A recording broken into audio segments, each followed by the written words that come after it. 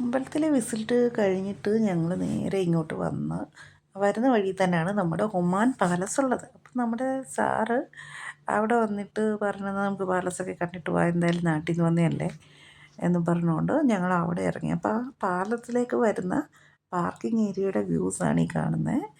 അതായത് മൊത്തം ഇങ്ങനെ നമുക്ക് ഇരിക്കാനുള്ള സെറ്റപ്പ് കാര്യങ്ങളൊക്കെ ആയിട്ട് ഉള്ളൊരു സ്ഥലം. അപ്പോൾ അങ്ങനെ ഞങ്ങൾ വന്നിട്ട് അവിടെ പാർക്ക് ചെയ്തിട്ട് പിന്നെ നമ്മൾ അങ്ങോട്ട് കയറി പോവുകയാണ്. അപ്പം നമ്മളിനി നമ്മുടെ തൊട്ട് മുന്നേ കാണുന്നത് നമ്മുടെ പാലസാണ്, അതായത് ഒമാൻ പാലസ്. ഈ ഏരിയയിലാണ് പാർക്ക് ചെയ്യാൻ പ്രത്യേക സ്ഥലങ്ങളുണ്ട്. പാർക്ക് ചെയ്തിട്ട് ഞങ്ങൾ പയ്യെ ഇങ്ങനെ ഇറങ്ങി വന്നു, ഞാനും ചേട്ടനും സാറും കൂടി. അപ്പം എനിക്ക് ഇതൊരു ഭയങ്കര ഇഷ്ടപ്പെട്ടു. കാരണം നമ്മുടെ ഒരു ഇങ്ങനെ ഹിസ്റ്റോറിക്കലായിട്ടുള്ള കാര്യങ്ങളൊക്കെ എനിക്ക് വളരെ ഇഷ്ടമാണ്, കൊട്ടാരങ്ങൾ കാര്യങ്ങളൊക്കെ. അപ്പോൾ ഇങ്ങനെ നോക്കുമ്പോഴത്തേന് ബോഗൺവില്ലയാണ് ആദ്യം നമ്മുടെ വ്യൂസിൽ കാണുന്നത്. ഈ ബോഗൺവില്ല ഇങ്ങനെ ഷേപ്പ് ചെയ്ത് നന്നായിട്ട് വെച്ചേക്കുന്നു. അപ്പം ഞാൻ കരുതിയത് ഈ തൊട്ട് മുന്നേ കുറച്ചങ്ങാണേ കാണത്തുള്ളൂ, വലിയ സെറ്റപ്പൊന്നും ആയിരിക്കത്തില്ല എന്ന് വിചാരിച്ചു. പക്ഷേ ഉള്ളിലേക്കുണ്ടെന്നുള്ളത് പിന്നീടാണ് നമുക്ക് ഇതൊക്കെ ഇത്രയേ ഉള്ളൂ എന്നാണ് എൻ്റെ ഒരു വിചാരം. അപ്പം അങ്ങനെ സാറും ഞാനും ചേട്ടനും കൂടി ഇങ്ങനെ വ്യൂ കണ്ട് മുന്നോട്ട് പോയി. അപ്പോൾ ഇത് കണ്ടോ, പ്ലാന്റുകളൊക്കെ നല്ല സെറ്റപ്പ്. അതുകൂടാതെ ഇങ്ങനത്തെ കുറച്ച് സാധനങ്ങളൊക്കെ, ശില്പങ്ങളൊക്കെ ഉണ്ടാക്കി വെച്ചിട്ടുണ്ടായിരുന്നു. അത് നമുക്ക് പോകാനുള്ള വ്യൂസ് എല്ലാം കറക്റ്റ് ലൈനപ്പൊക്കെ ഇങ്ങനെ വെച്ചിട്ടുണ്ടായിരുന്നു. സാറും ചേട്ടനും കൂടി മുന്നിൽ നടന്നു, തൊട്ട് പുറകിൽ വീഡിയോസൊക്കെ എടുത്തുകൊണ്ട് ഞാനും. അപ്പോൾ ഇതാണ് നമ്മുടെ കൊട്ടാരത്തിൻ്റെ എൻട്രൻസ് കഴിഞ്ഞ് ഇങ്ങോട്ട് വരുന്ന ഭാഗം. വലിയ ബിൽഡിങ്ങാണ്.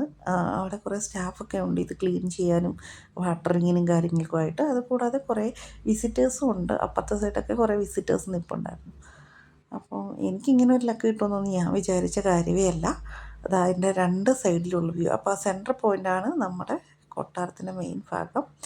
അപ്പോൾ ഈ രണ്ട് സൈഡിലും നമ്മുടെ നാട്ടിലുള്ള അരണമരം എന്നൊക്കെ പറയില്ലേ, അപ്പം അതുപോലത്തുള്ള മരങ്ങൾ ഇങ്ങനെ വെച്ചിട്ടുണ്ട്. അതിൻ്റെ താഴെ 10 മണിച്ചെടികൾ നന്നായിട്ട് ഫ്ലവർ ചെയ്ത് നിൽപ്പുണ്ട്.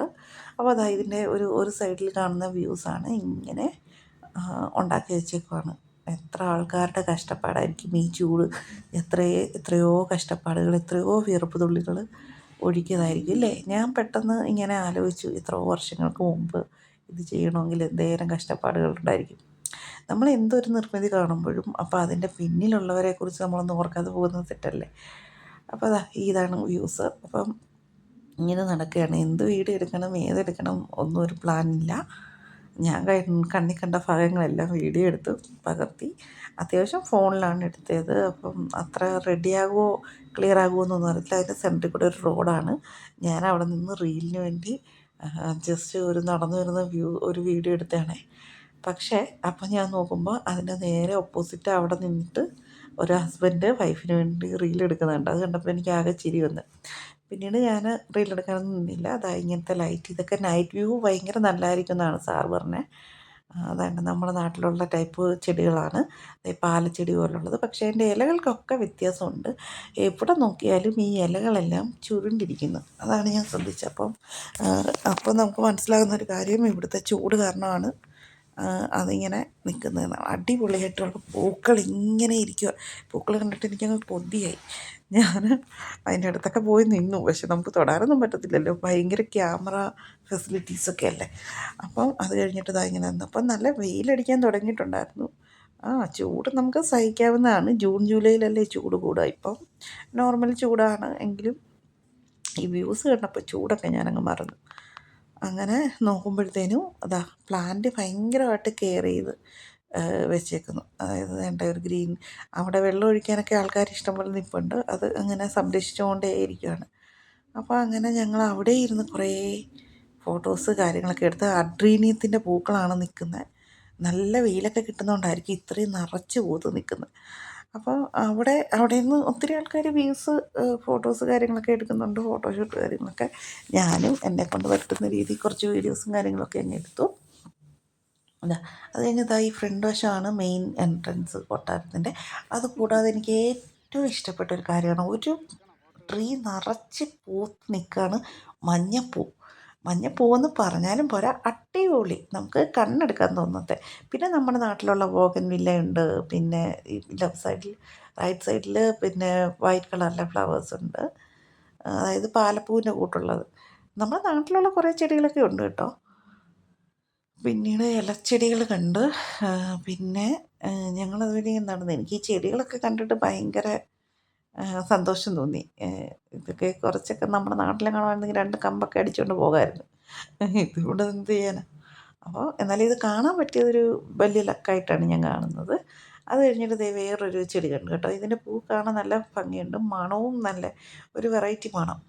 അപ്പോൾ അത് കഴിഞ്ഞിട്ട് ദാ ഇങ്ങോട്ട് നടന്നു. അപ്പോൾ ഈ ബിൽഡിങ് അതിൻ്റെ മെയിനായിട്ടുള്ള ഒരു ബിൽഡിങ്ങാണ്. ഇവിടെ വർക്ക് ചെയ്യുകയെന്ന് വെച്ച് കഴിഞ്ഞാൽ നമ്മുടെ നാട്ടിലെ IAS ഓഫീസേഴ്സ്, സയൻറ്റിസ്റ്റ് അങ്ങനെയൊക്കെയുള്ളവർ വർക്ക് ചെയ്യുന്ന ഏരിയയാണിത്.